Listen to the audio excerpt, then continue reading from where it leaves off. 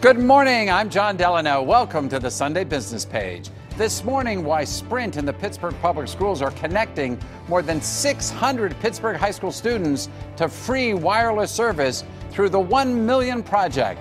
Pittsburgh School Superintendent Dr. Anthony Hamlet and the district's Chief Technology Officer Scott Gutowski will give us the details. Then it's time for the 2018 KDK-TV Turkey Fund. PNC Bank's Executive Vice President Jim Baloris and the Greater Pittsburgh Community Food Bank's Tracy Weatherford Brown join us to talk about the special challenges our community is facing this year and how we can help feed families in the Pittsburgh area. And then Point Park University's Dr. Doreen Saletti looks at the demise of Sears and how shopping has changed so much since the days of their catalog and in-store purchases. It's all next right here on the Sunday Business Page.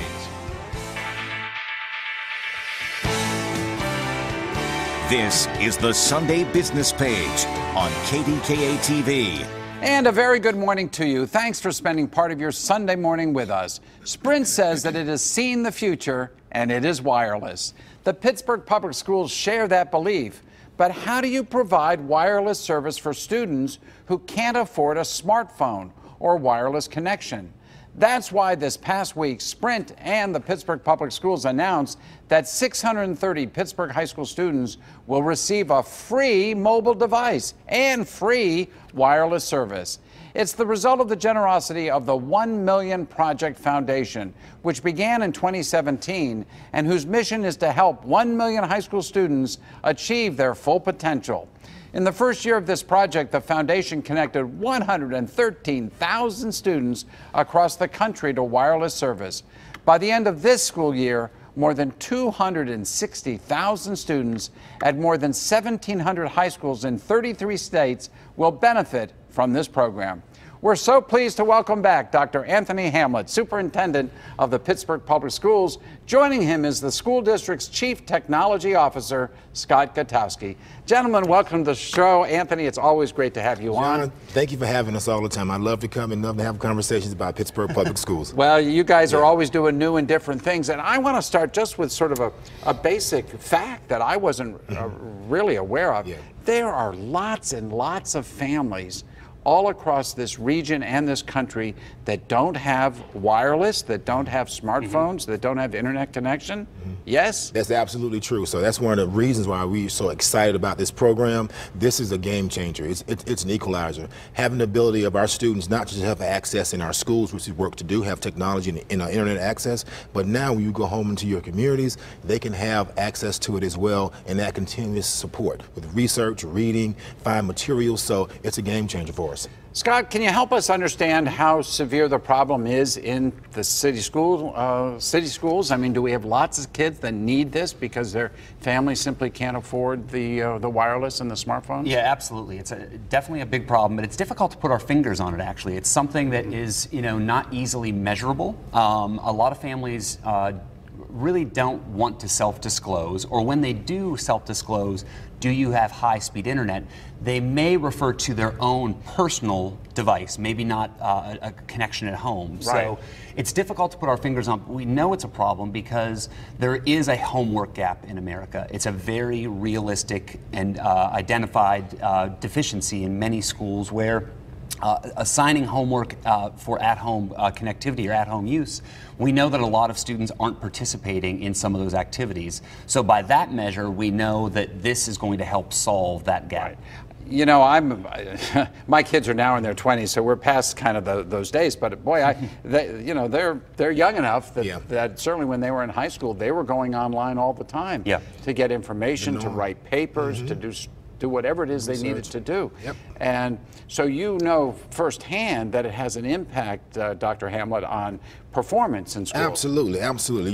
Years ago, we used to worry about making sure that our students took home books and had a plethora of books in that reading-rich environment at home. Now, The internet's a game changer. Now it's about access to technology, access to the internet, to your point, making sure they have opportunities for research, finding any type of book you want there out there, any genre of book. So you have all these opportunities that opens up. So this is opening up the doors of possibilities to our students. So here's the question. You're going to you're giving these devices to a number of high school students here in Pittsburgh. How do we know they're not just going off and texting with their friends and, you know, playing fantasy football or having fun with this stuff instead of using it for the intended academic purposes? Are there controls? Do you have mechanisms? And I might add, in this day and age, can you control access to things that these young people ought not to be having access to as minors? Yes and yes. So, first and foremost, it's important to note that Sprint has thought through a number of these things. So the devices that we're handing out to our students are content filtered. They are content controlled, so we can actually see some of the activity. But the purpose of that is not to monitor or play Big Brother. It's really to keep our students safe. So that's step one. Right. So they have no access to pornography. Correct. They can't engage in sexting and other kinds of things. Exactly. Okay. The other part is that we've worked really hard internally to pin this to some of the other efforts that we have going on district-wide. The district employed a 1-to-3 laptop ratio at our high schools just this academic year. We've also employed the use of some career readiness tools and some college readiness tools, some software that allows our students to really begin to navigate and search for career interests and opportunities. So we really want to tie it to that. Now, does that mean that the device is not going to be used by brother, sister, mother, father?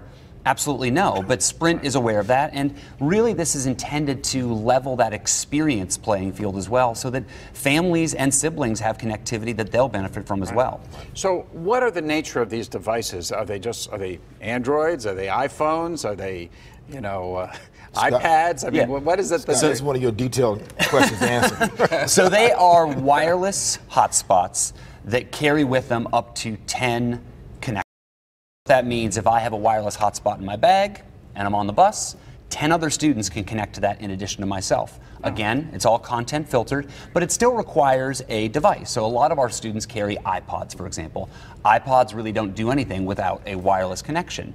If a student has a tablet at home or a laptop, it doesn't really do much without a strong internet connection.